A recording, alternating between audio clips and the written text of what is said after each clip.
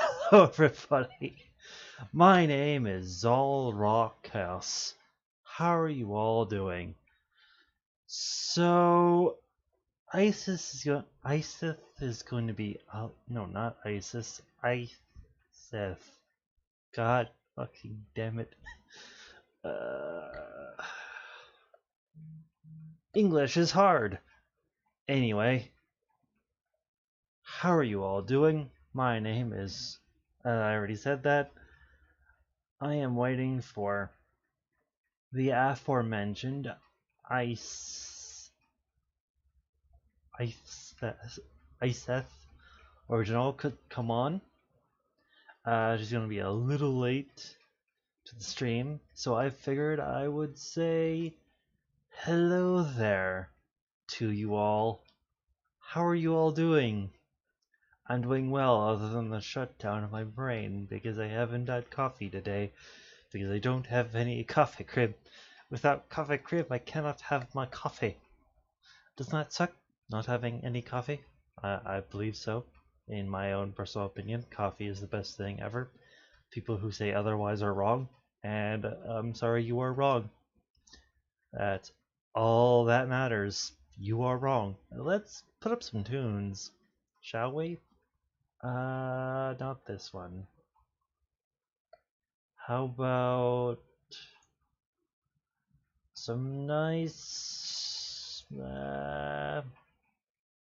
podcast music?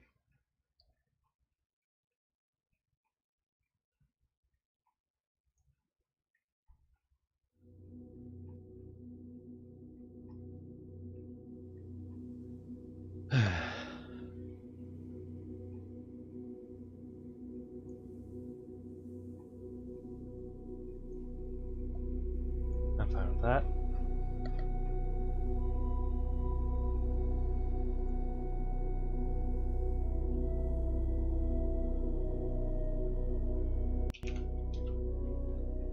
There we go. Let's have some music. So, just some things. Sorry for not streaming yesterday, but I was really tired. I just wanted to relax.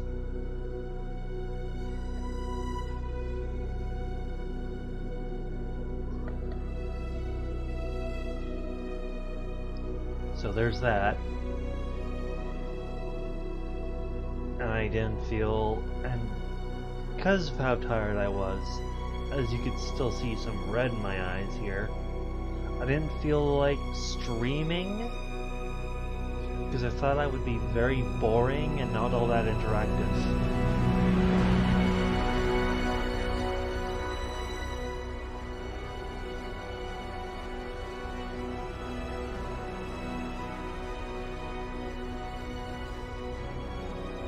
So because of the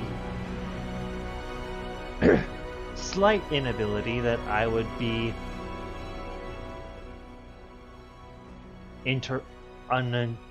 hold on a second.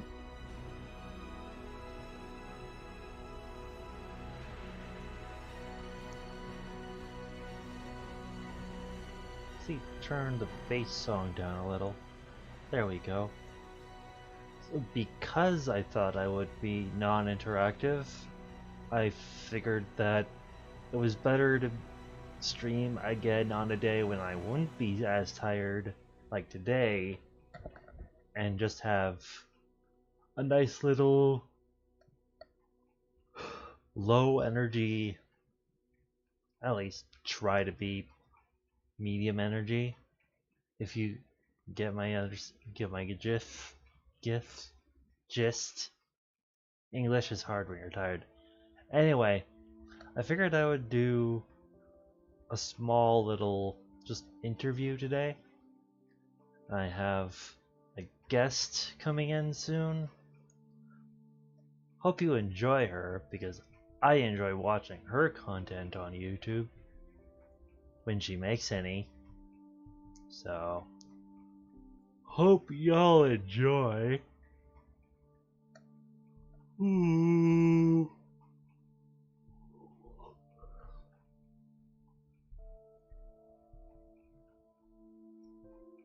Yeah. So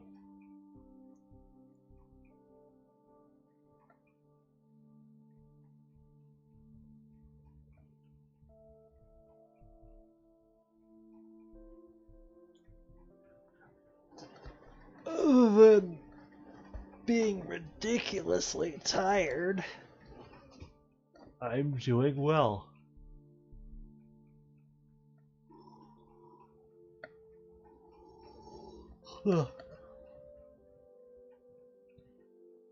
And quick update. I am writing a bit of a script. I showed you the blank side on purpose.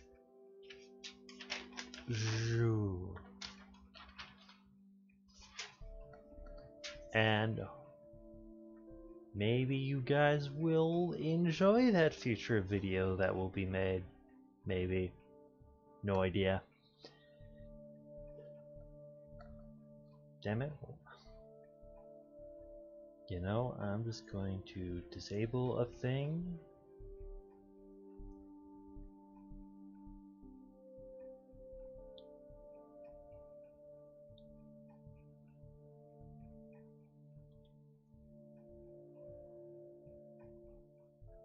And just get rid of it.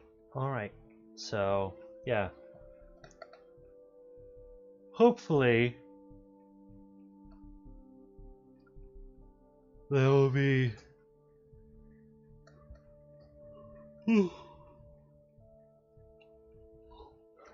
something in the works.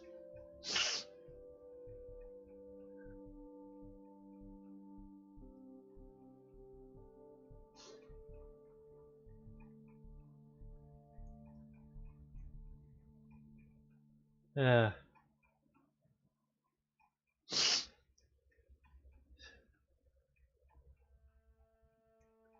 So,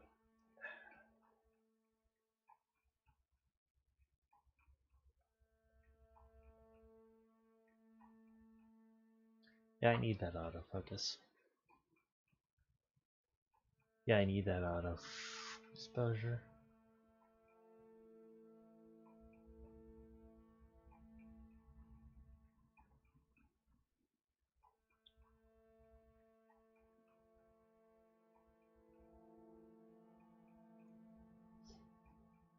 Alright. I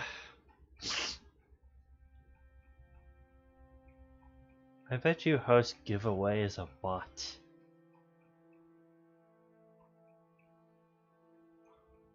Probably.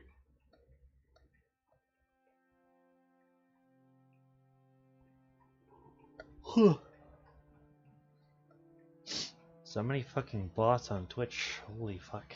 Anyway, still waiting on the guests to arrive.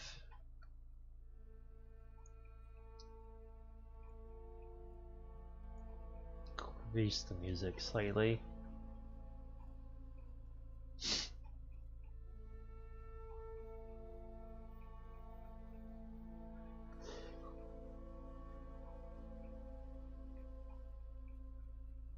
Uh,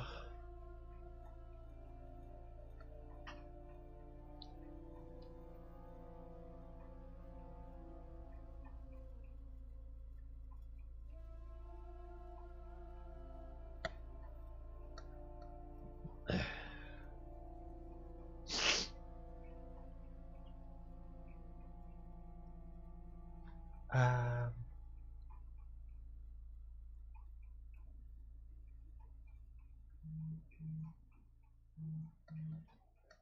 uh, join in where I am in the Discord.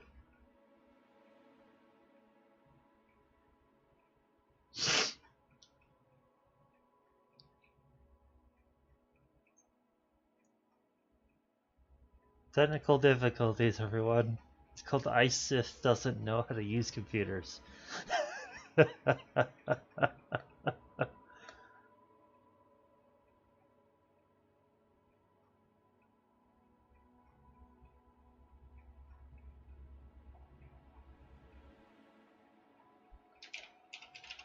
Yes.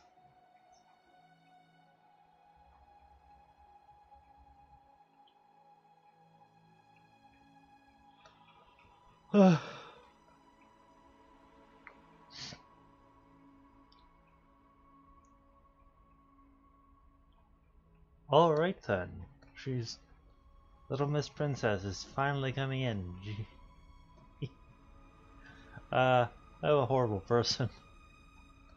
That's fine. Uh, uh, uh,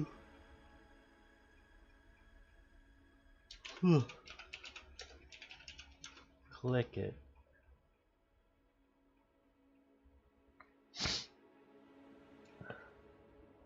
I need water.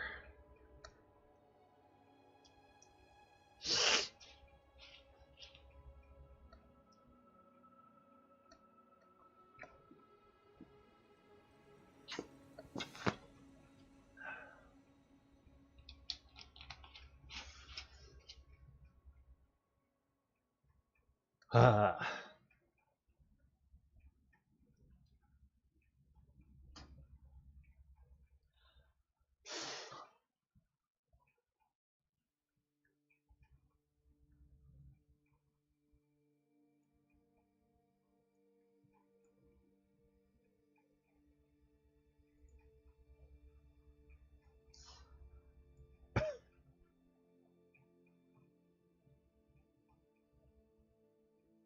Okay.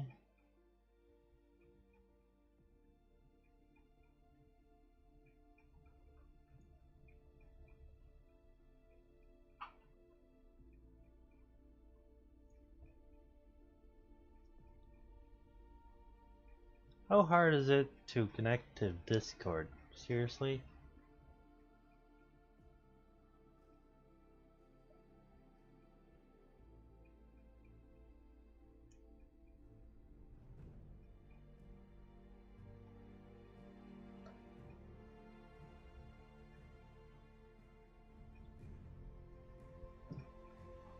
Why, hello there.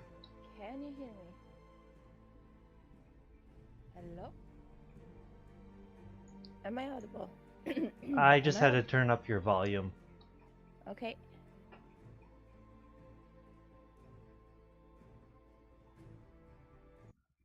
Well, welcome to the stream, Miss Hi. Lazy Bones. Yeah. No, I don't know what's going on lately. I'm so sick half of the time. I was like sleeping like 13 hours in a row yesterday. Well, How's it glad. going with you? Not too bad, not too bad. Doing well, doing well. Didn't really feel like streaming yesterday, but really tired, so Yeah. that's what happens when you work, so. Yeah. Work really gives that dent into the whole stuff. Do you have like a link of your stream so that I can see what you do? Check announcements.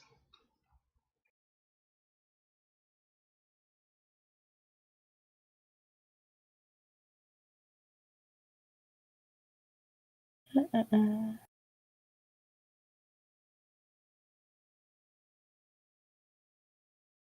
Oh yeah.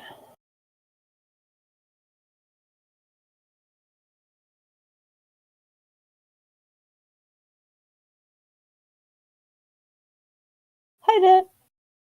I can see you, but you can't see me. Ha.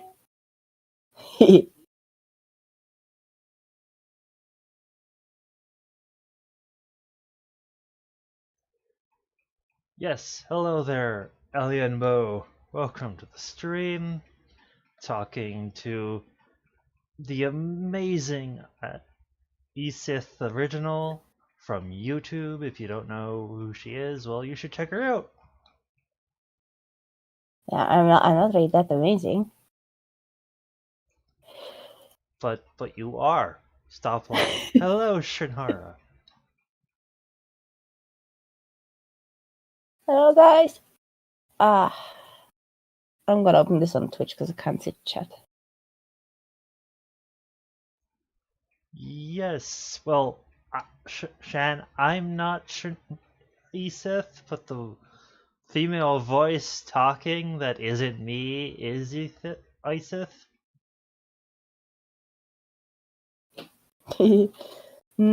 Might not be, no.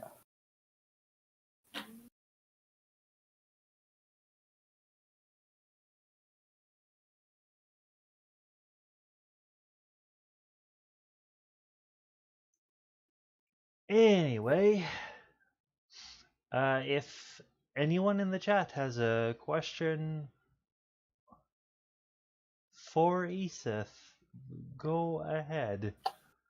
Of course you're not, Iseth. Zarok, you're Zarok. Well, yes, I am Zarok. And Alien Bow, don't worry about not about the symbols around what the the logo. No, Shan, because there was Alien Bow earlier, and then you came in.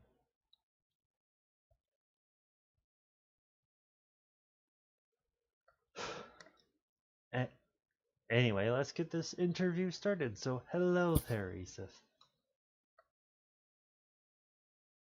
Hello there again. Hello.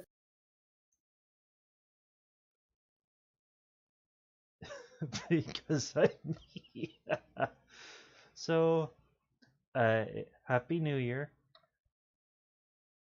Happy New Year to you too. Can you still hear me? Yes. Could you turn up your Okay. volume a slight bit? Haha. Yeah, where the heck is the thing? Let me see.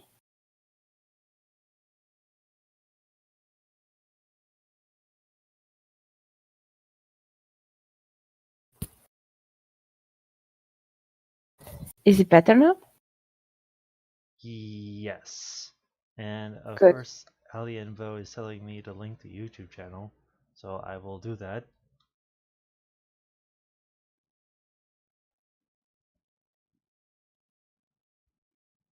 Link to YouTube channel. Yeah, wait a sec.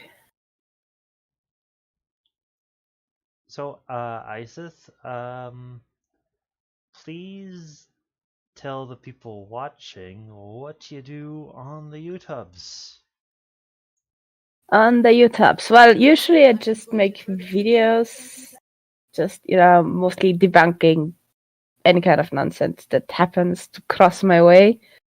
Mostly about religion. I had a phase where I was just going through Islam. Now I kind of chilled out a bit on it because you can only, after hearing, well, that was more on Logic's channel, not on mine, but after hearing people say you have to step in with a particular foot into the bathroom because otherwise the angels don't turn away the jinn's face and they look at you peeing. After a certain amount of stupid, you just step back, smile, and think about debunking it a bit later. So I switched to woo a bit right now, I would say. My last video was about conspiracies, more or less, where someone was saying that all kinds of health issues are connected to some kind of globalist conspiracy. Also, my cat is clearly hungry, even though he had 2 bowls of food. Huh? Off you go. Yeah. So, yeah. No, it's just a debunking channel, mostly with a lot of fun in there and a bit of actual debunking. Check me out if you like what I do, subscribe, and so on and so forth. There. So.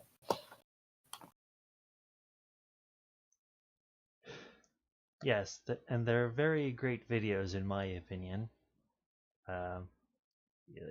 Especially when you're doing a collab with other content creators. I find those the most hilarious. Yeah. I have a certain amount of followers on YouTube, and I decided that it would be nice to make a lot of collabs with people who have less, because it just encourages them to do more, gives them more subscribers and stuff like that. So I really try to make a lot of collabs, but it has its downsides because you never really have people being on time. You always have to wait for stuff. You always have to, try to find the time to work together. So it has its downsides, but it's actually a very nice overall idea.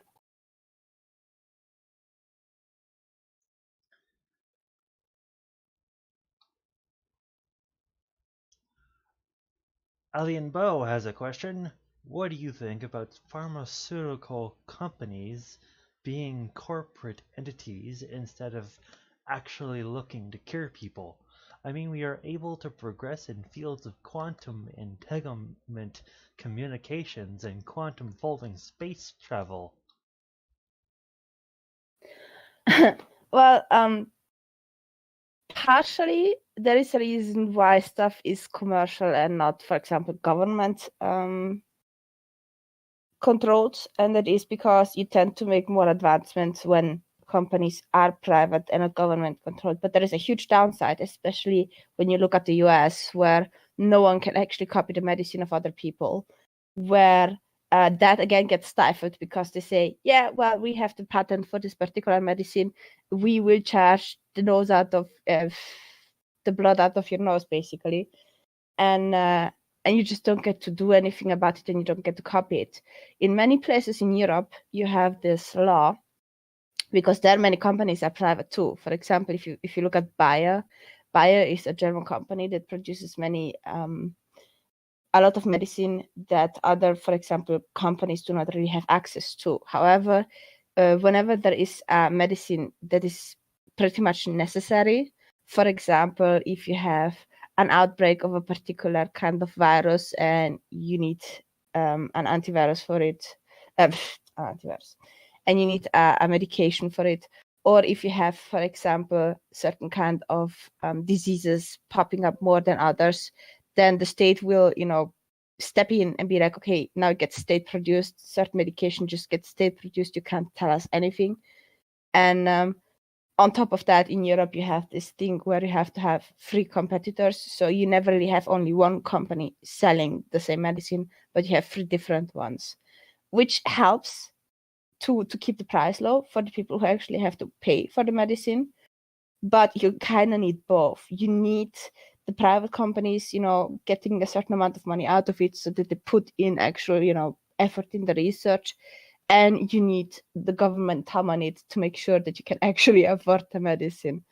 One without the other wouldn't work. If you would just have the government deal with, for example, healthcare or medicine or anything, it just tends to degrade to the point where you can no longer.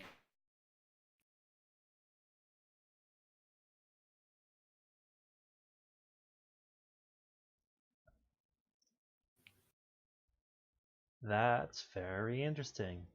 Um, Shan says that in Europe they have generics, which is just the active principle that pretty much costs like ibuprofen 600, a box of 40 costs about 250 euros. Yeah, well, the expensive stuff mostly in Europe, or rather the expensive stuff in the US. That's, for example, certain cancer medicine. When you have cancer treatment and you need certain medicine, that can be very expensive. Or, for example, something that is very common in that just had a burst in California, where they have more AIDS than not. More AIDS than they had before.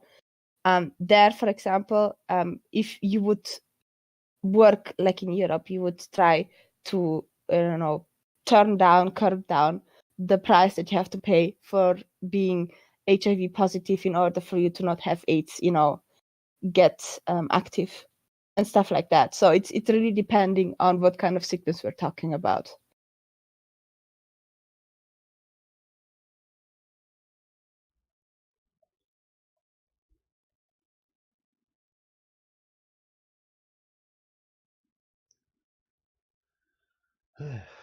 And what do you think about the whole essential oils and other stuff like that going on? Not much. Not much.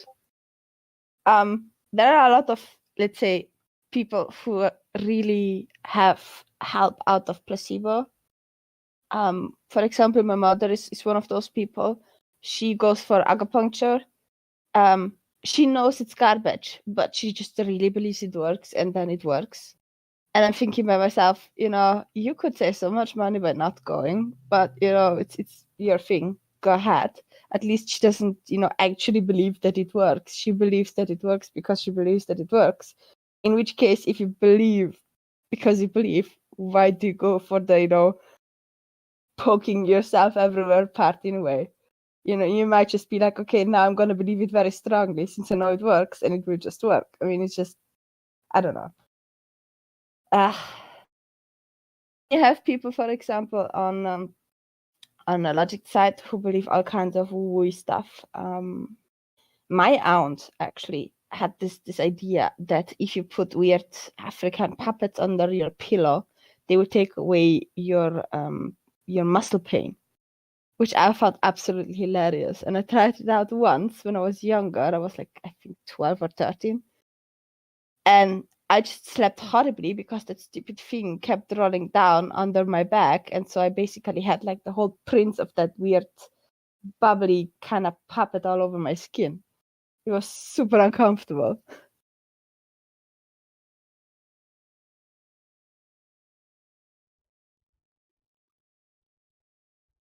Placebo effect. Yeah, no, placebo effect. Bill and I actually covered this. It's very hard. It's very hard for people to tell what is true and what is not true, which is bunk that stuff, I'd say.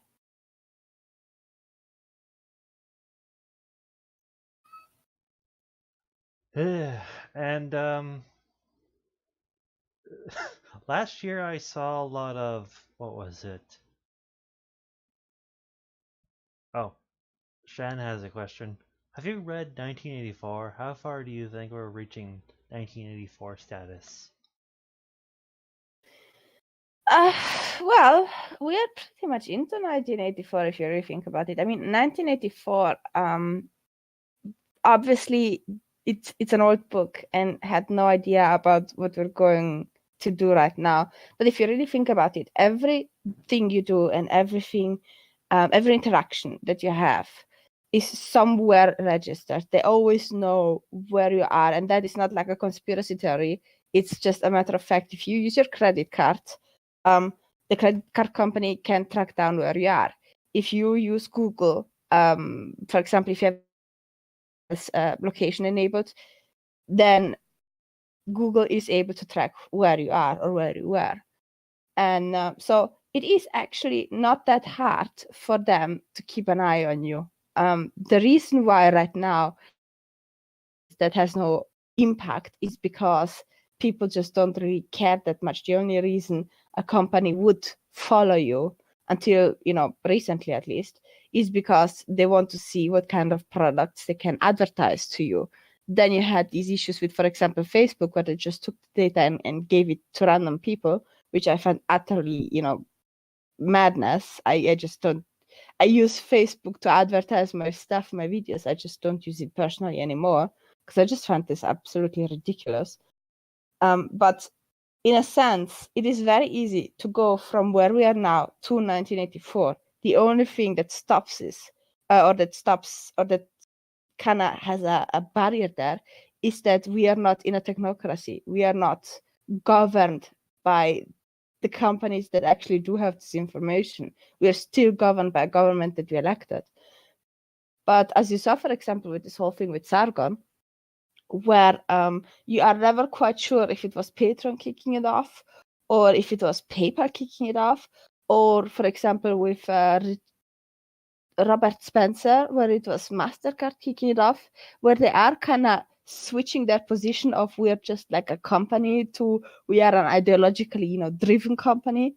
And that actually will cause a lot of problems because you have a lot of monopolies of people who interact and do stuff on the internet, and people who kind of live off the internet. Like if you look at YouTubers who make their money off of making YouTube videos, they are completely reliant on those platforms and on the service provider, on the money service provider. There's no one just, giving them money in a piece of, in a wrapped up paper or something.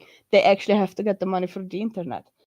And so all these things working together, if they would put their heads to it, that they just don't want to have certain speech or certain ideas or certain people on their platform altogether, which they could do technically, then you just have a huge mess. Then you just have a 1984, without a doubt. Right now, that's not the case, but they are, trying to fight it off because there is the possibility, and you never really want to have the possibility in the first place.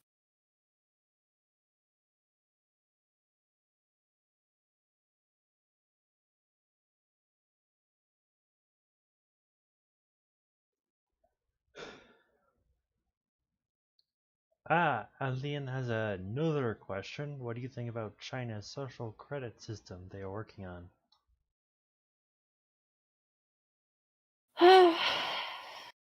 Not much. Obviously, they are pretty much setting in the whole let the government decide, or like let the people decide for the government kind of system.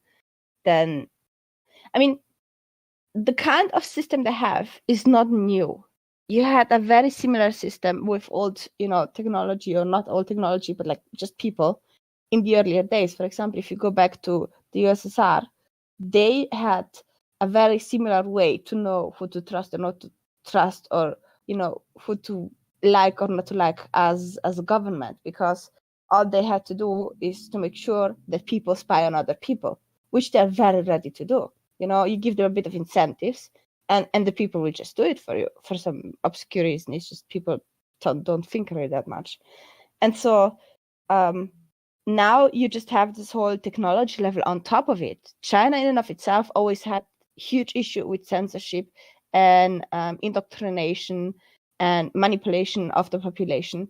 And now they just basically got technological on it. To them, the change is not as much as we think it is. It's just we see this and we know our companies are just as capable of implementing it as their companies. So, or partially it's the same company even. So that is what is worrying. The fact that China does it is not that worrying, because that was pretty much expected from them.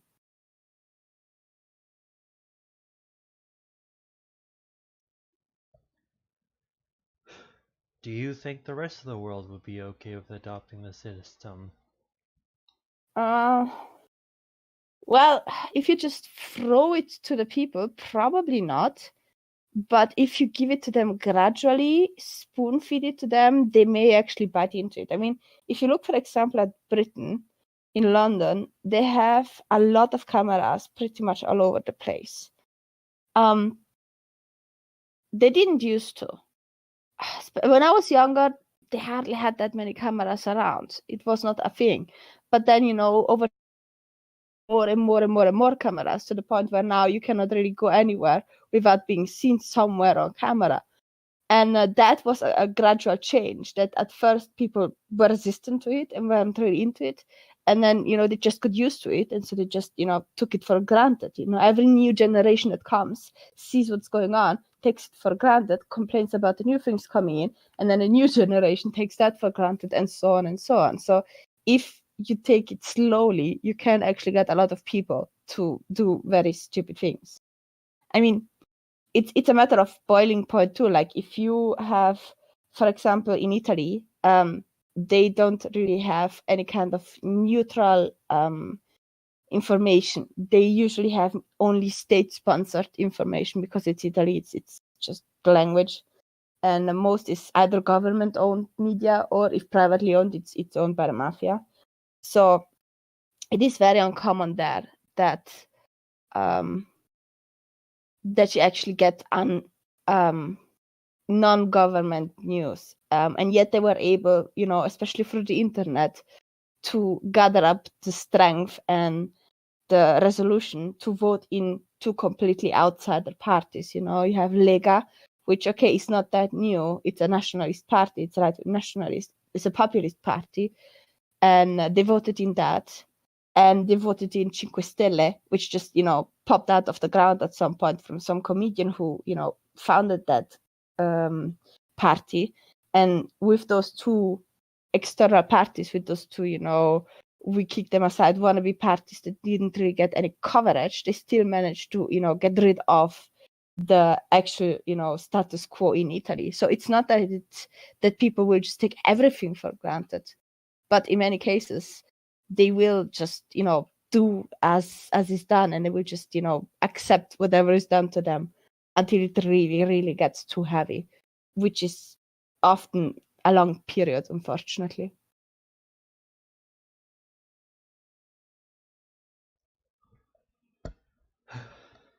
Indeed. Italy's government mafia. What's the difference?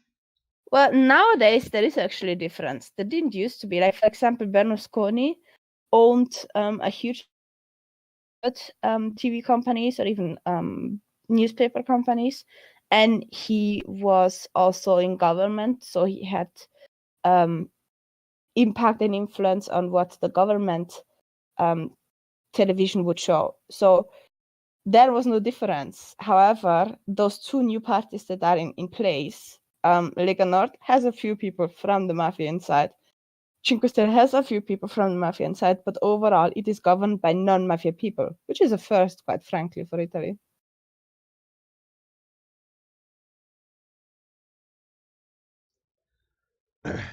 All right, well, Ellie and Bo has a massive question.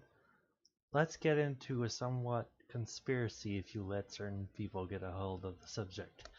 What do you think about the Federal Reserve that destroyed the system of being able to trade money for its value in gold and silver, thus making money not worth even what it's printed on?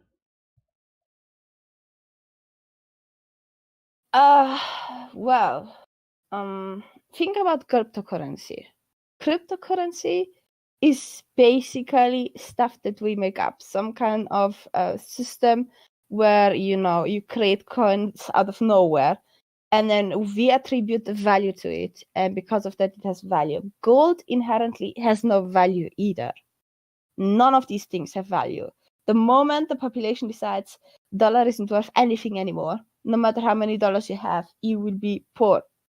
The moment they decide that I don't know, fleas are the new currency that you use to interact with someone, then everyone who owns a lot of fleas will be very, very rich for some, suddenly. It is money never was something that was worth something overall. And it reminds me a bit because gold, have you ever seen a teeth around the coins? Like when you have a coin, they always tend to have like teeth all around it. That used to be because back in the days, people would scrape off the edges from the gold in order to eventually mold a new gold coin. And so that's kind of, that's kind of why they put the edges on to avoid that people would kind of make money out of more money and kind of cause inflation. But overall, you never really have money in the first place. The power that this Federal Reserve has with its money is purely because we tell them that we accept that their money is worth something. If one day or another we all just swapped and said, okay, now we all just trade in Ethereum and forget about dollars, the Federal Reserve would be completely powerless. Except people just don't do it. But theoretically, you could just completely get rid of it.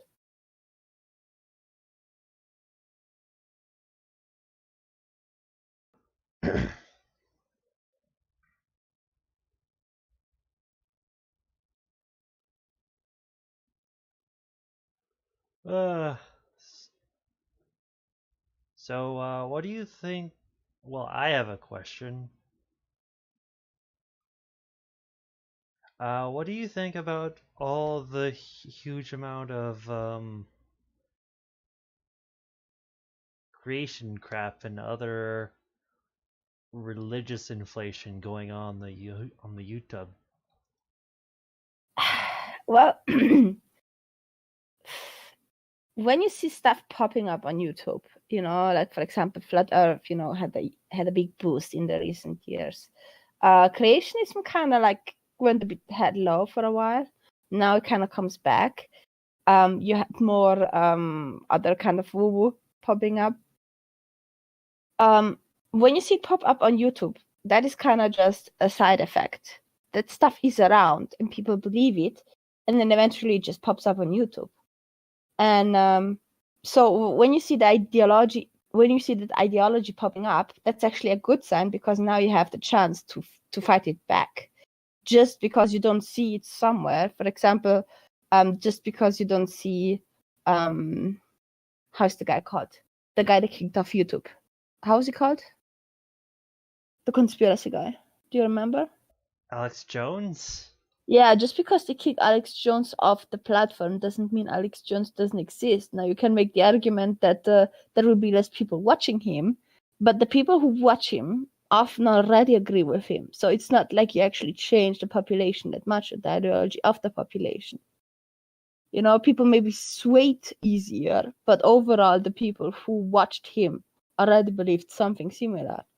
And so, yeah, you took him off the platform. Now he just will go somewhere else and find his, fellowship again. That doesn't mean that people stop believing what he says. It's just, having stuff popping up on YouTube is usually a good sign.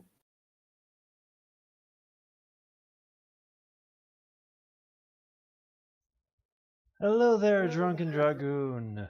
Well, thanks for stopping by and saying hi.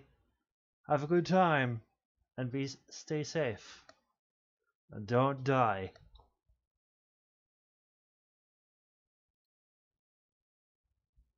Little meme. Anyway, yes, what is your awesome question. What is the favorite woo you debunked last year? You are cutting out. I couldn't hear you. Could you please repeat the question? What is your favorite woo you debunked last year? Well, I'm debunking this person called Lisa right now, together with the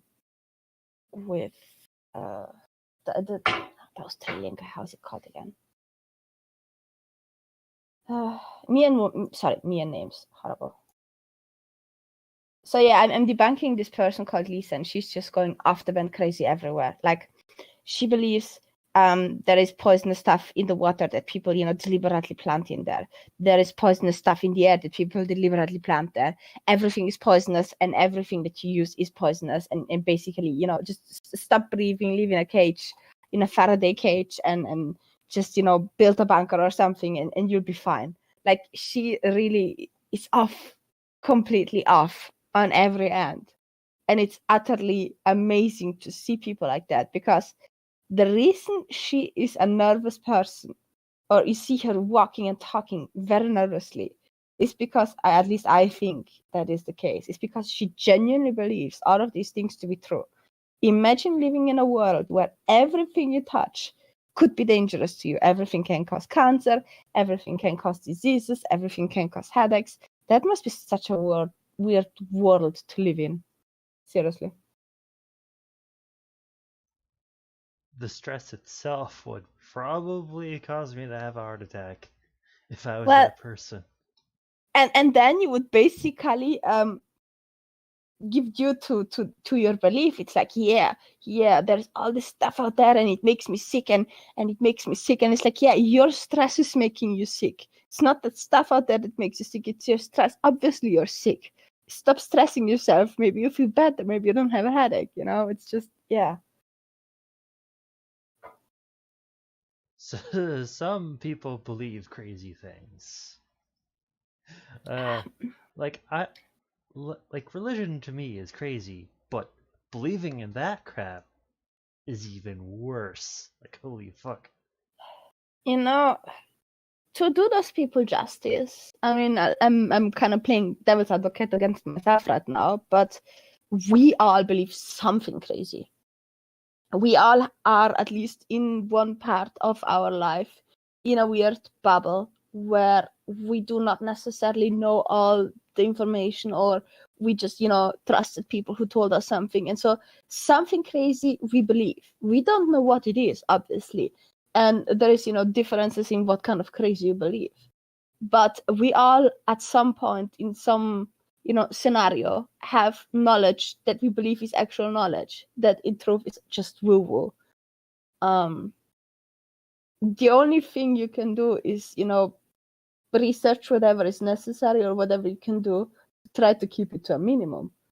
But, these crazy people are genuine. They're not crazy, but these people are genuinely, worried about stuff that is crazy, and we can see it as crazy. But we can see it as crazy because we know the actual truth. Whereas there is crazy stuff that we believe, where the only reason we don't know that it's crazy is because we do not know the actual truth. Exactly.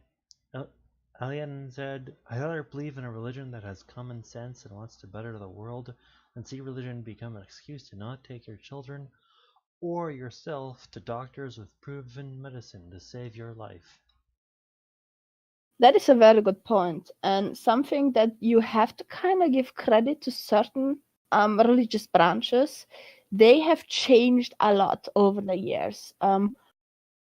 Certain religions, especially older religions, if you take Judaism, the really extreme branches still have a lot of woo-woo, but there are a lot of secular Jews who still practice the religion, but overall don't really have much dogma inside of their everyday life. And that is because over time the woo-woo just got it. And same with certain Christian branches, where you have for example, certain Catholic branches who have this whole thing about saints here and saints there, which is completely utter nonsense. But they, for example, will accept evolution, which it didn't used to. There was a time where it didn't used to accept that. And so there are credit where credit is due, certain religious branches where they at least try to stay realistic. And then you have like other branches where they just go off completely off crazy. Like, for example, if you take Scientology, which quite frankly is more a cult than just a religion, a heavy cult, where they just go like, yeah, there are aliens here and aliens there, and you have to work, and then eventually the planets will be in your favor and whatever. It's just crazy. Or if you look at Hinduism, Hinduism didn't really have that much debunking, and so there are people who just believe in all kinds of gods and all kinds of things, and then it comes to the West, and we see it, and there are people who find it fascinating and stuff, and then they will just buy into it and believe it. It's so I don't know. But yeah, there is truth to it. There is truth to the fact that there are certain religious branches that are better than certain everyday woo-woo that we believe nowadays. The problem is, I think, the main thing that disturbs me most about religion is that if you would instill at least a certain amount of critical thinking, of skepticism into the population, even with your religion, instead of going, listen and believe and trust, you probably would inoculate them more for woo-woo and not less. I mean, you can go nuts with stupid conspiracies as much as an atheist as you can as a believer, but most dogmas kind of have this listen and believe implemented inside of their system by default, and it's very hard to escape.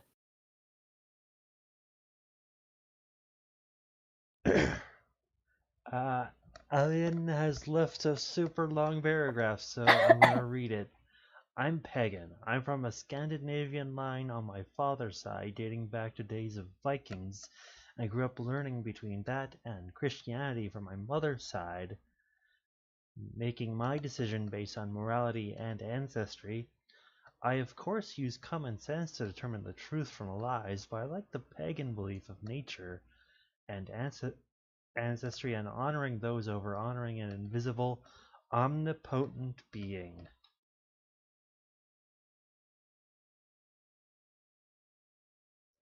The pagans. You know, I don't know much about pagan dogmas, I have to be honest. I've never really looked too much into it, which is why I can't talk much about it. But you can see pagan in most mainstream religions, at least, like sneaking in, or it snuck in the past. If you look at Christmas, Christmas is not the 24th of December or 25th, depending on where you are. For an obscure reason, it's because they had to use pagan festivities to place that on it, because otherwise the pagans wouldn't really accept the religion. You have certain rulers who encouraged the monotheistic religion to take hold, Christianity to take hold, and you find documents showing that they are secretly pagan and so on. I mean, paganism is actually very, very common if you look in history and even nowadays. So I don't know. It's nice. It's okay. I don't know much about it. Maybe if I knew more about it, I would have issues with certain things. But overall, I never really had pagans going too off the bend crazy. So I don't really. And overall, even the religious people. If you have a Christian who, doesn't really believe anything creepy or weird except there is some kind of sky daddy up there in the sky, and I just, really like to believe that I will be in a happy place when I die. There is not too much bad to it. But the moment you go and you're like, oh yeah, you will go to hell if you don't do this, and you will go to hell if you don't do that, then I have a problem with you. I mean, it's always a matter of degree. It's never really just, believe or not believe. We all believe something crazy to some point. I don't know.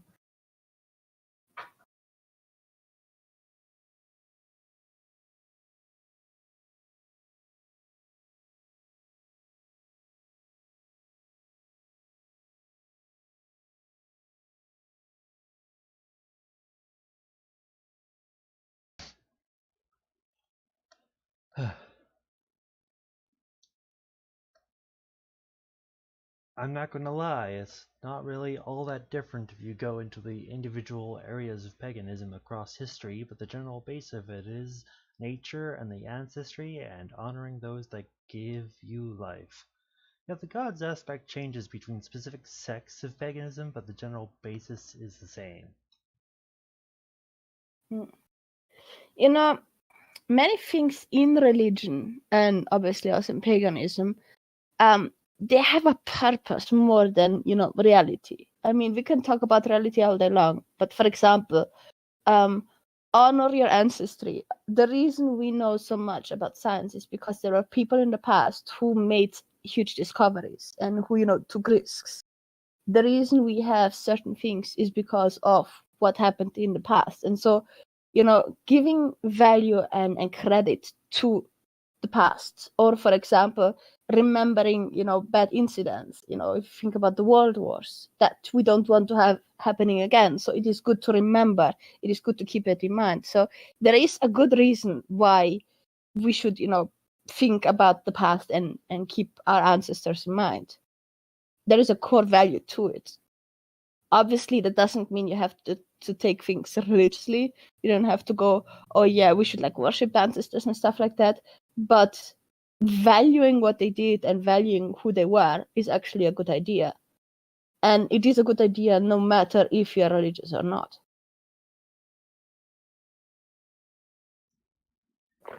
Yes, lest they forget is a thing in a lot of places And that have yet had they the world forget. wars happen. Yeah, which pisses me off to no end. Because, hey, let's treat our veterans like crap, even though they went and fought wars for us. Yeah, no, it's absolutely annoying. And another thing that really gets to me is when they start talking about identitarians and calling them Hitler. No, no, these people are not Hitler. They might have obnoxious ideas and they might have obnoxious ideologies, and many of them do, but that doesn't make them Hitler.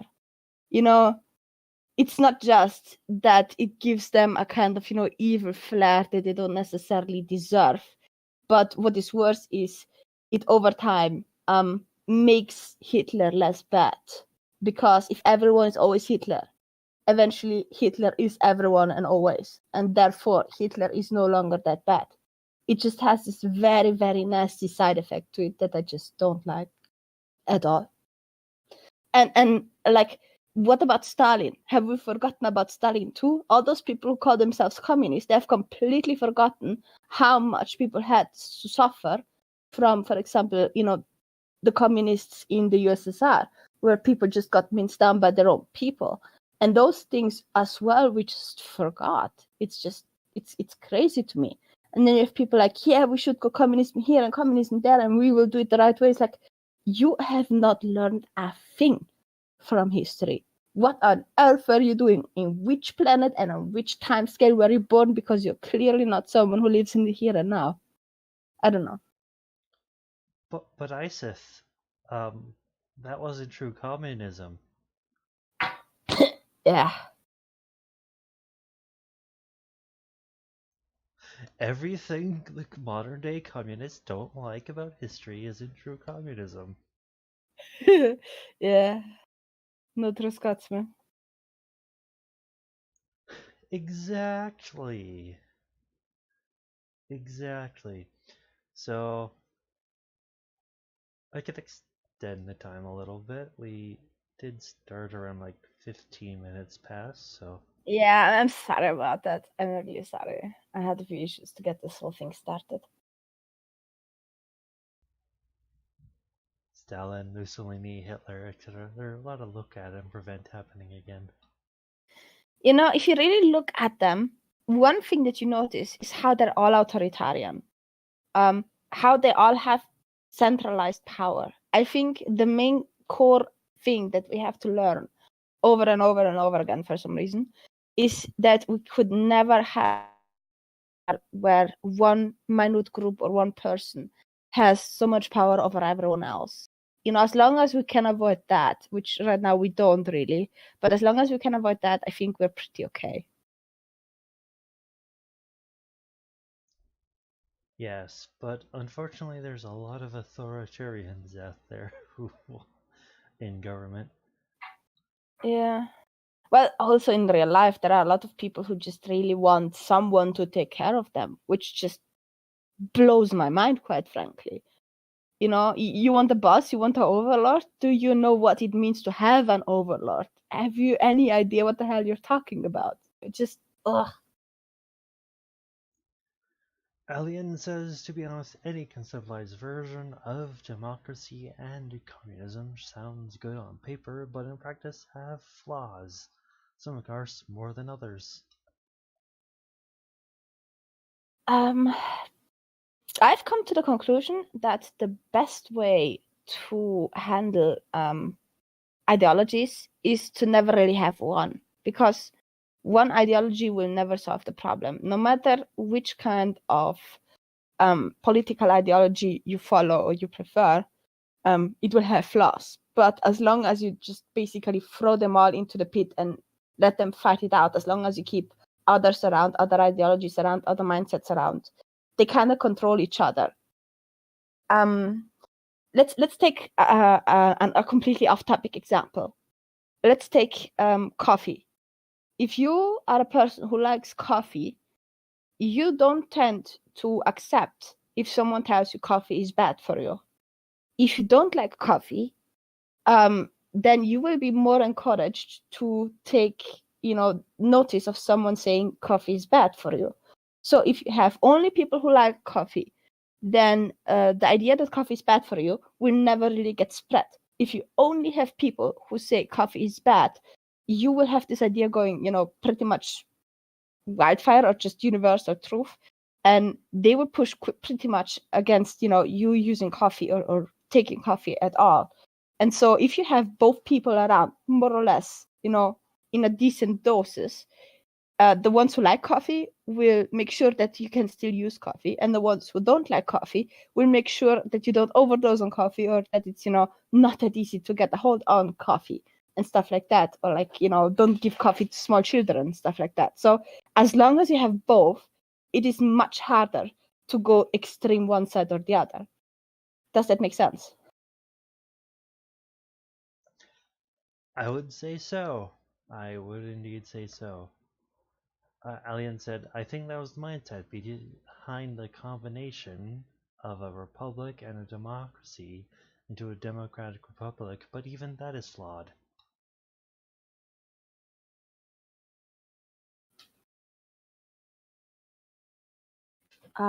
You're cutting out. Can you still hear me? Yes. I get dropped frames on occasion. I think it's because I'm not the only one in the house, and he may be using internet. And Alien says it's Discord, so yeah. Oh, yeah. So I'll restate what I just said. I think that was the mindset behind the combination of a republic and a democracy into a democratic republic, but even that is flawed. Yeah, not every system is flawed. Even combinations are flawed. The one thing you want to do is to allow to be checks and balances around. So you never really want the perfect system. Perfect is impossible. What you want to do is to make sure that if the system goes bad, you can intervene. And the whole, democratic republic didn't work out that well, but it's still better than what other, places have. And so that in and of itself is not really too much of a problem. I would still make it much more people-centered and, like mob ruled, quite frankly, than it is right now, because right now it is slightly too elitist for my taste. But then again, when you have mob rule too much, then you have the issue that especially, people with minority ideas, for example, atheism in the south of the US will have, a negative impact because of it. So it's always pro and cons, The thing I really disliked, quite frankly, about the Canadian government is that Junior Trudeau could inherit from Senior Trudeau. That really struck me as too much, because you should not, because of what your father did or didn't do, be able to sit on those lower bed and just take over a political party. That's nepotism, and nepotism has no place in politics. Yeah, Trudeau getting elected because his dad was liked by everyone, by liberals and NDP alike, was really fucking annoying and still pisses me off to this day. And he's the most prolific Canadian actor of the world. If at least he would be a good actor. But he doesn't even manage that. Right? He's too much of a pandering elitist twat. And then, Alien Ball, you could have Trump or a Clinton. Yeah, you know what? I actually find Trump a good, how should I say, a good wake-up call.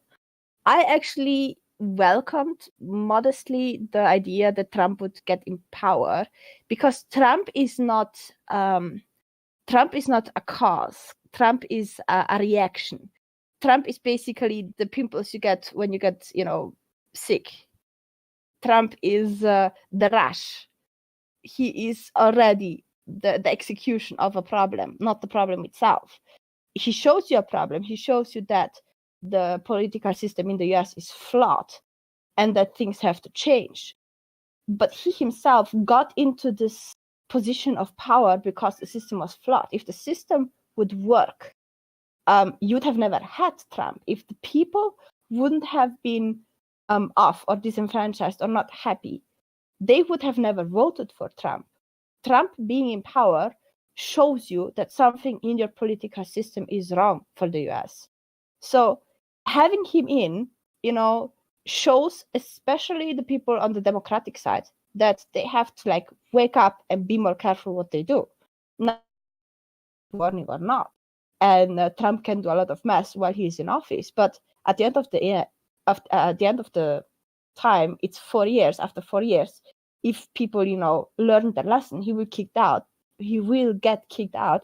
You can void whatever he did and make it better. So that doesn't have that much of an impact. And if you didn't learn your lesson, chances are that you actually have another Trump election, and you will have the same issue again. So, Trump in and of itself is not the problem. The system that allowed Trump to get into, office, that's the problem.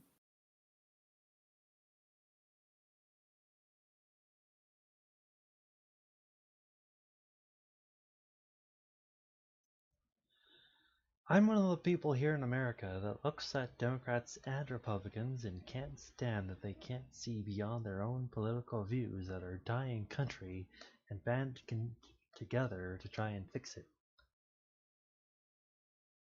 Yeah, no, he's absolutely right. It's a tribalism thing. And the funny thing is, that is something that I noticed when he said that he wanted to pull out certain military from, what was it, Syria? Was it Syria or Afghanistan? He wanted to pull out troops, Syria. And you had the Democrats going, you cannot do this. And it's like, weren't the Democrats all in to stop the war in Syria here and don't go to war there? Or was that just me? Back when, what was it? Wasn't it like George Bush? Yeah. Who went to war in Afghanistan over oil, and the Democrats were like, warmongery, and then Obama was there, and they were like total NPCs about it, and now Trump is wanting to. Democrats wanted it when Obama was in office. That's why I said they were NPCs, alien. And now Trump wants to pull out, and they're like, "No, you're just staying there, Yeah, no, it's ridiculous. You have zero principles. Your party has zero principles. It's all just us versus them. You could vote in whatever party you wanted, whether it's Republican or Democrat. They just simply do what the other ones tell you not to do. It's stupid. Up until Trump, Democrats wanted them out, but because they don't want to give Trump his dues when he makes the occasional good choice. Walker! Hello there! Interviewing, damn it, Zalterviewing the amazing Iseth. Link is lost. I'll repost it.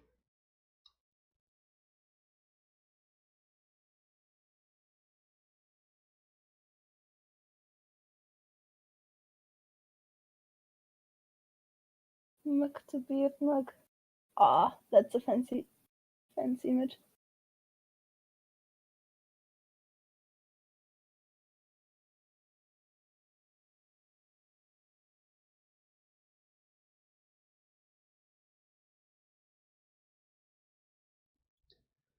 We live in a society where multiple parties run, but we are so ingrained into bipartisan ideals that people don't even give the others a chance unless they have a Republican or Democrat by their name.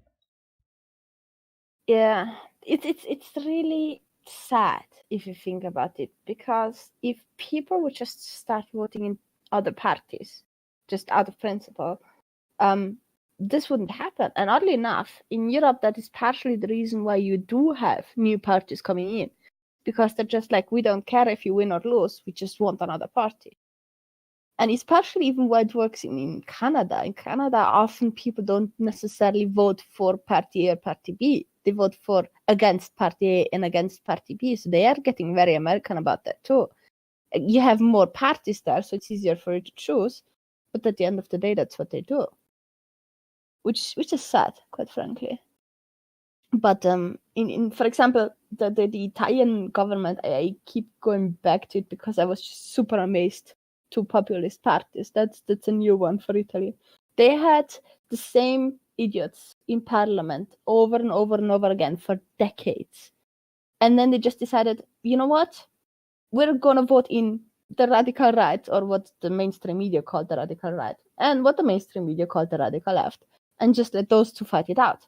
And oddly enough, those two outsider parties actually managed to cooperate, work together, and get stuff done. You know, like if the US would genuinely just get enough and just be like, forget about it, I just, the way they think, it's void my vote and just vote in a third party.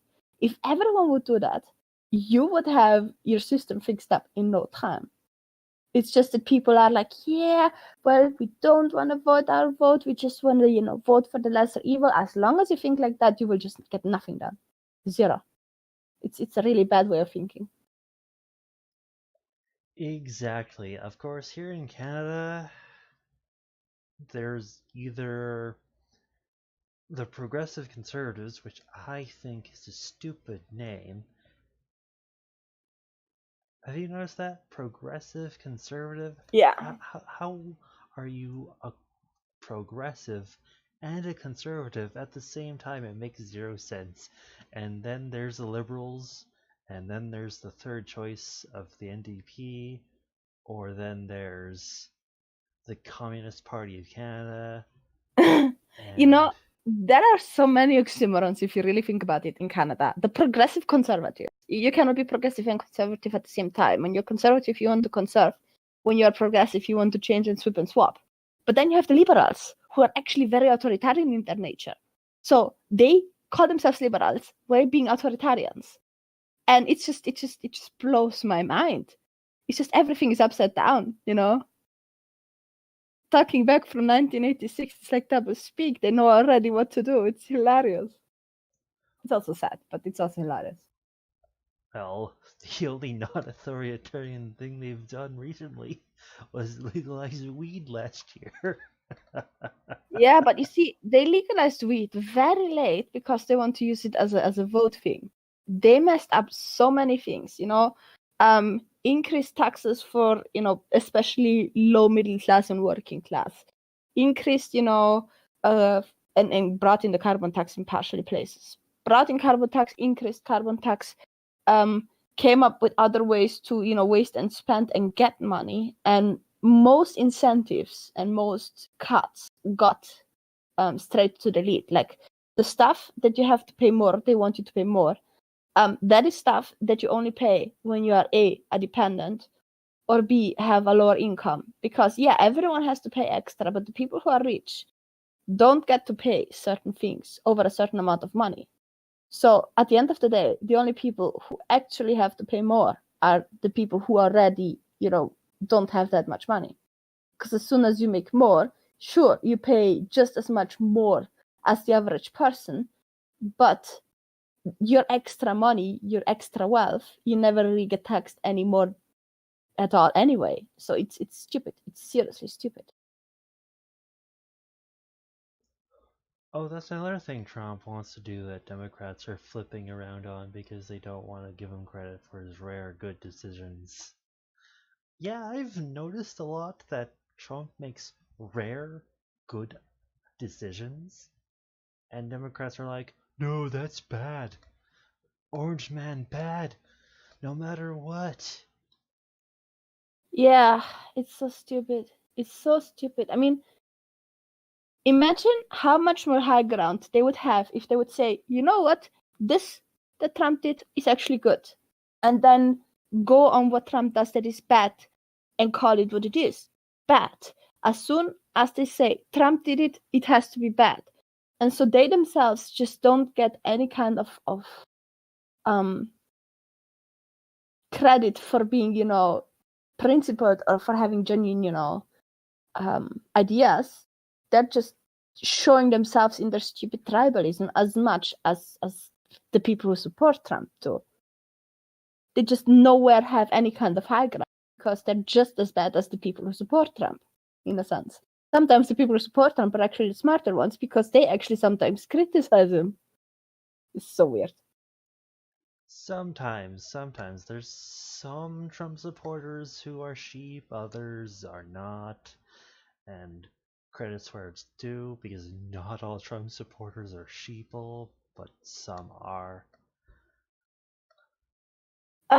Yeah, no, it's the same with Democrats. You have Democrats who actually do give him credit. I saw recently, how was the guy called? This the super left wing kind of guy that was working or is still working for the Young Turks. This weird pseudo comedian. How is he called? He's the guy who isn't funny. I don't know his Yeah, name. that guy, the non-funny guy. I don't remember his name, but he actually gave Trump credit for pulling out the troops, and I found that actually very, very. I found it actually very good from him. Kudos for that, because usually he would be on the whole Trump is a horrible human being train, but in that case he actually gave him credit. And that gives that gave me back some respect that I lost over the years. Not much, but some. And the same with certain Trump supporters who, when he came up with a super stupid idea, said, listen, this is stupid, this is ridiculous.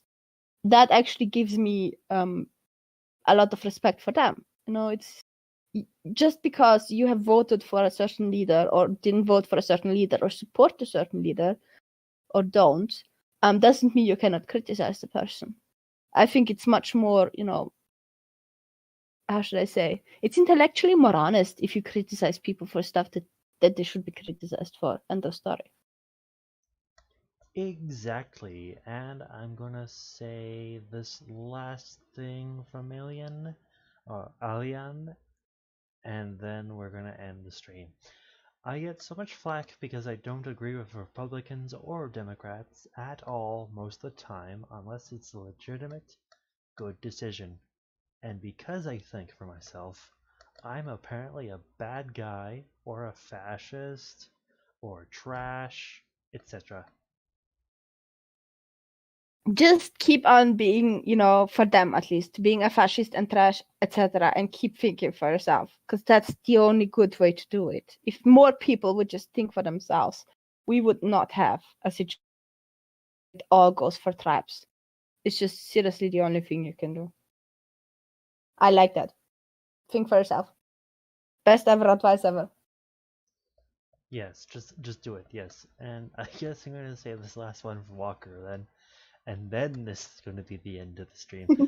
There are sheepy buggers on both sides. The extremes are what owns the platforms people speak on, and consequently they're all screeching so loud they mute the fact that the majority of humans have a lot of the same opinions and are rarely at each other's throats. It's all a show.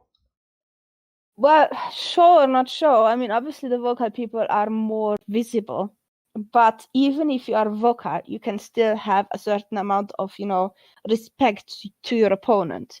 If you look, for example, back at Christopher Hitchens, he never really, he was vicious. He was vile and vicious, but he never really was vicious at his, enemy.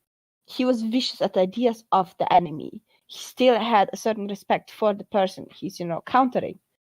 And so if you keep in mind that you're dealing with people on the other side, I think that's already so much better than it is right now. Because right now you are in this atmosphere where basically everyone is considered, everyone who is considered, your enemy or evil, kind of loses the status of human being. And that is kind of, frightening. Even when you look at what did we have here recently? Well, even if you look at people who, for example, were on the side of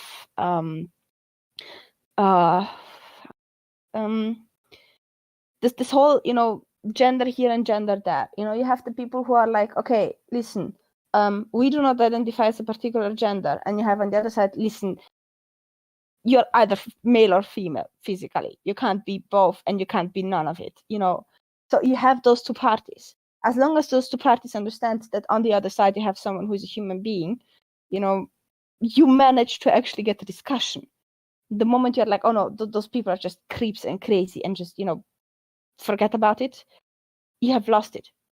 And you have lost all argument, because now you just look over and you see, some kind of creep, animal, monster, whatever, and you don't even discuss anymore. You're just like, you are trash and I'm not talking to you. And that is where the bad part comes in. I don't know if that made any sense. Yes, once you dehumanize your opponent and basically say that they're ignorant or dumb, or you don't even try to say that they're, or don't even show why they're wrong and just say they're stupid or something, then you're basically a cunt, and I don't have to care about your feelings, because if you're gonna call me stupid for something I am wrong about, well, I don't care about you. That's how that works. Mm.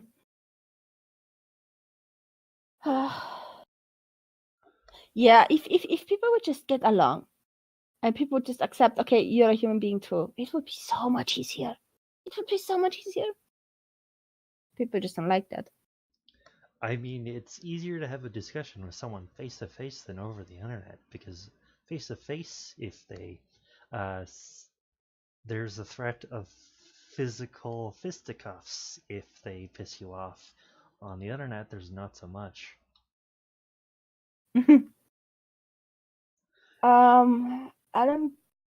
Alien Bow, men and women are susceptible to various gender-related conditions.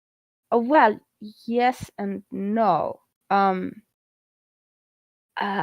always had this issue because my mother was raised with brothers, and she was basically treated as a boy her whole life, and she passed that on.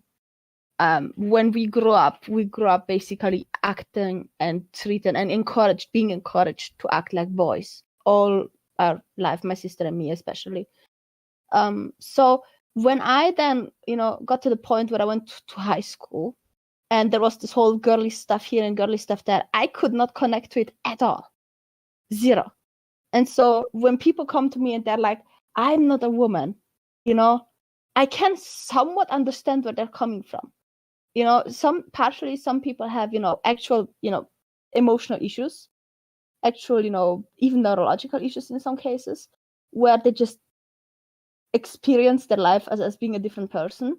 Partially it's just the way they were raised, that they just can't have any connection to, other, gender or whatever. And so they, see this and they're like, okay, a woman is supposed to do that, a man is supposed to do that. I don't fit the definition of man because I just really like to wear dresses and put on fancy shoes and stuff, so therefore I'm a woman. It's why people would think one way or another makes sense to me. Physically you still have to stick to your own sex, because let's be honest, it's very hard for a man to get breast cancer the way it is for a woman. It's very easy for a woman to get breast cancer no matter if she thinks she's a man or not. It's very hard for a woman to get testicular cancer. So you cannot deny that you're a man or a woman when you go about health. And for the rest, just treat it as a kind of a fashion and just completely ignore it. Whether you see a guy running around being like, hey, I'm a woman, or whether you see a woman going around, hey, I'm a guy, it just doesn't matter. As long as no one else gets, involved in it and has, issues with it, or gets, because that's the other thing, forcing it on other people. As long as I don't force on you what you're supposed to do with me or call me or whatever, as long as I keep that to, you can do what you want and I do what I want, everything is fine. But on either side, on the side of the people who think, there are only like two sexes and there you go, and on the side of the people who are like, there are 5 million genders, if one or the other side forces it on the other, then you have a problem, and that's all there is. Yeah, and an interesting discussion with Iseth. Thank you very much for coming. This is the end of the stream for now. Well, for the stream for the day, because holy shit, I'll get 734 dropped frames for some stupid reason, I don't know. Hmm. And thank you for coming, Iseth. Yeah, it was nice. It was nice chatting. Thank you for inviting me. Sorry for being late. It's no problem. And Walker makes a super long post, but it's near the end of the stream. I'm sorry, Walker. You can post in my Discord.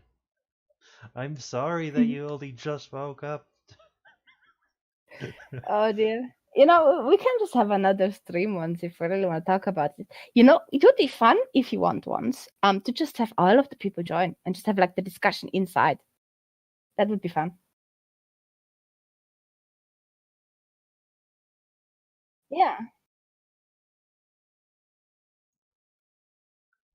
Yeah, so we can have a lock-in on my Discord, guys. So I'll end the stream here, and then we could just have a nice discussion on my Discord here. So I'm going to end the stream, and Stop then in. we can have just Yay. a sweet talk on my Discord. So thank you Thanks all out very for coming. thank you all very much for watching. My name has been Zorro Chaos. Have a good one. Goodbye. Have a good one, and may your rolls always be crits. See y'all next time.